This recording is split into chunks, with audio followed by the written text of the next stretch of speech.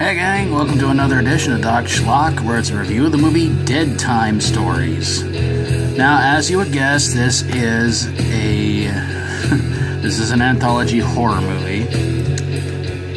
And this one is about a guy named Uncle Peter, who has to, unfortunately, watch over his young nephew named Brian.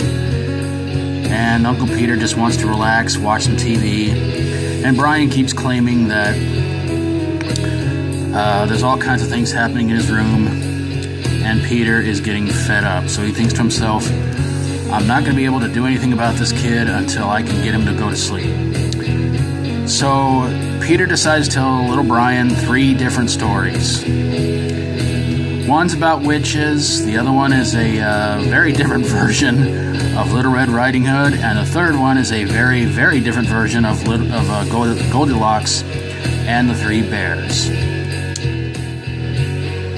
And yeah, not one of them have too much of a very happy ending, if I remember right. Well, the first one didn't really have a good happy ending to it because it seemed like it was going to, and then it kind of gave you a twist about... Yeah, that was pretty bad. The second one about Little Red Riding Hood was a little weird. But the third one about Goldilocks and the 3 Bears, it was basically...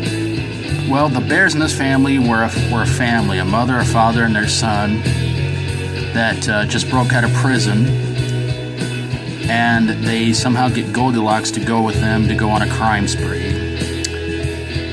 So, yeah. So it seems like Brian is pretty well satisfied with these sick, twisted stories, and Peter thinks to himself he's got the whole night to himself. And just as Brian's getting ready to go to sleep, he notices the monster in his room that was in there before, goes to attack him, and what does Peter do? Nothing, he just pretty much ignores it and goes back to watching TV. The only star I could say you might know in this movie is Scott Valentine, and he was on Family Ties for many, many years, and he was also in a movie called My Demon Lover. He was in one of the Carnosaur movies, so yeah, his career really didn't take off all that well after Family Ties was canceled. So, why did this movie suck? Well, I didn't care much for the first 2 stories, but the Goldilocks and 3 Bears story, it seemed like it was just being silly for the sake of being silly, and I actually laughed through it, enjoyed it, and thought it was really, really awesome. I guess in a way, another reason why I didn't really particularly like the first 2 stories is because when the witch story happened and then they kind of give us sort of that out of nowhere twist ending, I kind of went, yeah, that was pretty lame. And the one about Little Red Riding Hood, I thought to myself, wow, he's telling this to his nephew who's like 8 years old. That's pretty messed up. But that one wasn't really all that great either. But like I said, the Goldilocks and 3 Bears story, it didn't seem like it was really trying to be all that serious. It was actually trying to be legitimately funny, and it was. The gore in it was okay. The acting was so-so.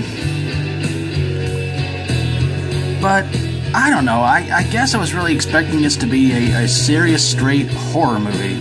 Because with a title like that, you think to yourself, boy, it's going to be something good like Tales from the Crypt, or Tales from the Dark Side, the movie, or something like that.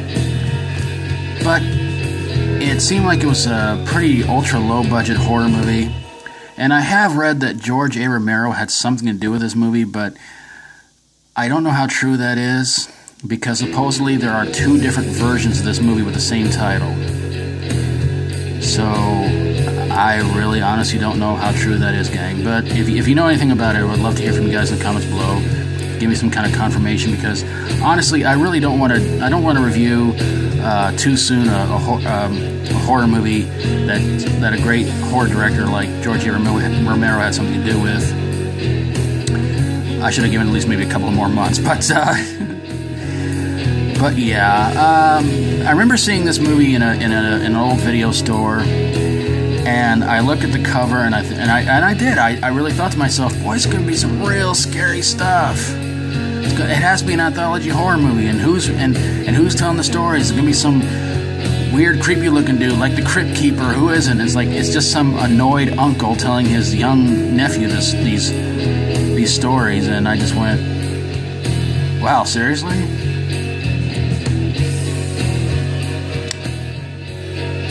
So I guess Scott Valentine was looking for work pretty badly, and he just stumbled upon this. But there you guys have it, a review of Deadtime stories. How do you feel about it? Let me know in the comments below. Love to hear from you guys. And of course, if you like my videos, always feel free to subscribe. If you got a horror, sci-fi, horror, comedy, horror, fantasy horror movie that looked like it came from a book, and you probably wanted to burn that book afterwards, whether it was real or not, send it my way and I will get on it ASAP. And I hope you don't burn books, honestly. Thank you guys so very, very much for watching, and until next time, as always, stay strong and rock on.